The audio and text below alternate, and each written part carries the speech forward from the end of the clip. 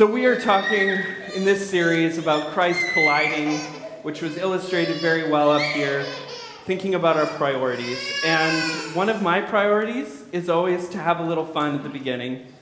So I'm going to start with something we might all be familiar with. How many of us are familiar with the story of the three little pigs? Okay, lots of hands. Good. Well, the three little pigs is not only a fun story, it's a really great teaching tool. A lot of the tools that we have learned in our life, we learn early on. We might not even notice it, but they're really important. This is the rule of three. You see, in these kinds of stories, they start out with, first, they set it up by just having one story. And one story is simply a story, but then you add a second story that's very similar, and that establishes a pattern. But then you have the third, and that breaks the pattern.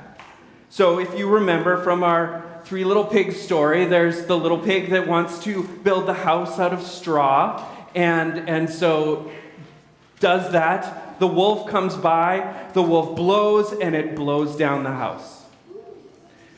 The second story is much like that. It's a house made of sticks. Fortunately, this pig comes along and finds the stick merchant and builds this house out of sticks. The wolf comes by once again and blows the house down. Now here's where things change. The third pig, much like the first two, comes across a merchant selling bricks. This time he builds the house out of bricks. When the wolf comes by, the wolf tries to blow down the house and nothing happens. And of course, then the story ends happily ever after. There might have been some other parts in there that I don't want to repeat right now. And this helps us to learn something that we can apply to the parables we heard today. Because they utilize this rule of three. Now, before the parable starts, there's this one little bit of narrative that we need to pay attention to before we move on. Jesus told them this parable, it says. Well, who's them? Just before this, it said that the tax collectors and sinners were coming near to Jesus. But it also says that the religious busybodies of the day started grumbling. And I think Jesus intended for both groups to hear these parables together. Because these parables are something that we can all relate to. That is loss. All of us experience loss in our lives, and like was so well illustrated up here with the children, without the one, our collection is incomplete. And completeness, shalom, peace, is what God is trying to do in our world. It is God's priority for our world. And so we are invited into taking on that priority for ourselves. And we see that worked out in these parables. The first two, like the first two pigs, not the most kosher of references. The first two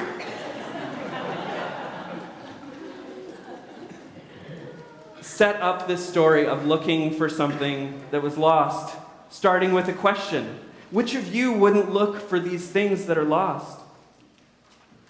They do basically whatever it takes to find them, whether it's traveling the countryside looking for a lost sheep, or sweeping the house and turning on all the lights so they could see in the dark to find that coin. And then, of course, once it is found, they celebrate together with their community, with their neighbors and friends. They maybe ate that sheep. They maybe used the coin to pay for the party, but it's a party nonetheless. There is joy, of course, in heaven or among the angels, as it says at the end of these parables, when someone turns away from evil and replaces it with good. Now, the father's lost son's parable, or the prodigal son, as it's often known, changes things up. There's no question at the beginning. Instead, it starts with a certain man who had two sons. Now, this is a common trope that we see in the Bible, there are plenty of siblings that have mixed histories. So I'm sure that Jesus' listeners, whether the religious busybodies or the tax collectors and sinners alike, because they were all Jewish folks, would have heard that and thought, I know of some fathers with two sons. There's Cain and Abel, and so on. Now, this is where the losing part comes in. It's not necessarily present so much in the story of the shepherd and the woman, but we see that the son comes to the father and asks for his inheritance. The father grants this, and then it says the son goes on a journey, or more literally with the words that are used there, gets lost. And in a weird way, the father is complicit in what goes on. But the father watches and waits, maybe not working as hard as those in the previous parables, but when the son returns, there is a great celebration. But instead of ending this parable with the joy of heaven or among the angels, we realize that he's lost someone else. He's lost his other son. Now, the crazy thing about parables is that I don't think there's just one right answer. There's a common interpretation that goes with this parable that is a good one. That the younger son represents the tax collectors and sinners, or those of us who have maybe gone astray, who have sought wealth and pleasure as our ideal. And the older son represents those religious, uppity folks who stuck around but are bitter that others are getting Jesus' attention as well. The father then represents God, who loves and offers grace to both the prodigal and the pious alike. This grace facilitates a reconciliation, a shaloming of all people. But the ending of this parable is not complete. The pious ones have not yet come around to accept the others. So we are left wondering. This is a good interpretation, but in good improvisation fashion, I would say yes and. There's another interpretation offered by Amy Jo Levine in her book, The Short Stories by Jesus. She is a Jewish New Testament scholar, and this is special to me because last summer I got to meet her. Some people might fanboy over like celebrities or sports stars. For me, it's New Testament scholars. Now, she poses some different ideas, thinking about how coins and sheep don't exactly have the agency that we as humans do. But who does have agency in all of these stories, the ability to change and do things? Well, it's the ones that lose something along the way. She offers this clever question: who counts? Emphasizing that God's love is for all. All of us count. But it also emphasizes those who have been given the responsibility to do the counting. In the stories, we have a story of 1 in 100 goes missing. That's understandable. I'm not very good at estimating crowds. I would say in this room there's anywhere between 20 and 300 people. Missing 1 in 10? I mean, I guess it happens. If I was to look at a pile of coins really quickly, I probably couldn't count them all. But missing 1 of 2? That just seems ridiculous. How do you go about missing 1 of 2? Or as if we get to the end, then we're missing 1 of 2 again. So, what is this father's problem? I like this interpretation because I think it brings a challenge to all of us.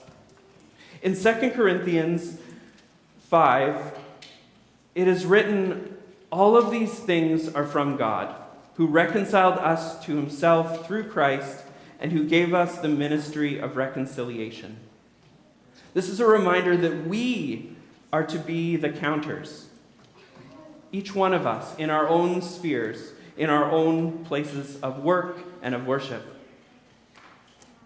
Which begs the question, is there someone we've forgotten to count?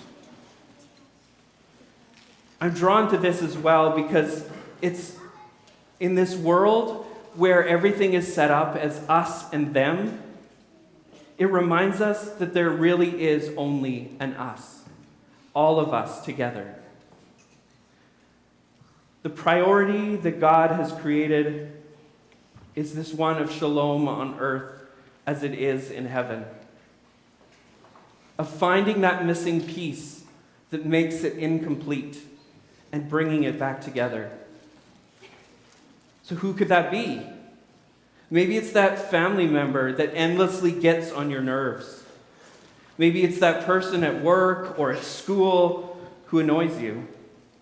Maybe it's that neighbor we just struggle to get along with, or maybe it's somebody we know well or somebody we don't know well. It doesn't matter who they are. The point is that without them, we are incomplete. Throughout Lent, we have been singing this song, Christ has no body here but ours. This is based on a wonderful prayer that I used part of yesterday at the beginning of the Habitat build. It's not meant to be a guilt trip saying that if we don't do it, nobody will. But I think it's an invitation for us to prioritize what God prioritizes.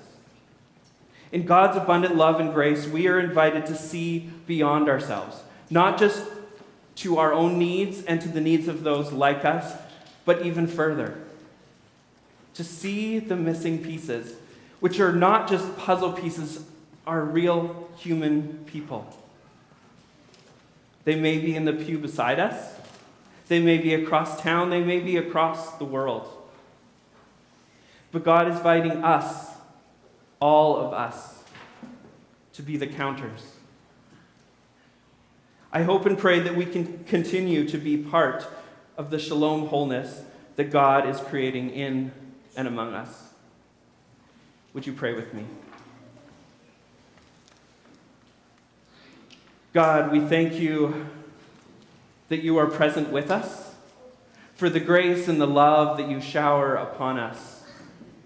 May we not hoard that only for ourselves, but find ways to give that grace and to give that love, to count those who feel uncounted, to see those who feel unseen, and to bring together people, your beloved people, on earth as it is in heaven. Lord, let it be. Amen.